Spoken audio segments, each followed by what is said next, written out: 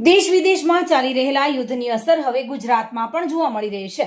પાટણ શહેરમાં ગેસ સિલિન્ડરની તંગીની આશંકાને લઈને લોકોમાં ચિંતા ફેલાઈ ગઈ છે અને ગેસ બાટલા લેવા માટે લોકોની લાંબી કતારો જોવા મળી રહી છે। પાટણ શહેરમાં ગેસ સિલિન્ડર લેવા અને બુકિંગ કરાવવા માટે ગેસ એજન્સી બહાર લોકોની લાંબી લાઈનો જોવા મળી રહી છે। યુદ્ધની પરિસ્થિતિ અને ગેસના વધતા ભાવને કારણે લોકોમાં ગભરાટ ફેલાયો છે। લોકો મોટી સંખ્યામાં ગેસના બાટલા નોંધાવવા અને લેવા માટે એજન્સી સુધી દોડી આવ્યા છે।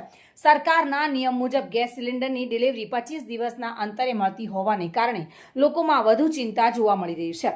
બીજી તરફ ઓનલાઈન બુકિંગ માટેનો સર્વર ડાઉન થઈ જતા લોકો સીધા એજન્સી પર પહોંચી બુકિંગ કરાવવા માટે લાઈનોમાં ઊભા રહેવા માટે મજબૂર બન્યા છે। આ પરિસ્થિતિમાં લોકોમાં ગેસ સિલિન્ડરની તંગીની ભીતિ વધતી જોવા મળી રહી છે અને ગેસ એજન્સી બહાર દિવસભર લોકોની ભીડ જોવા મળી રહી છે। દિગ્નેશ સુથાર સાથે bureau report, today Gujarati news.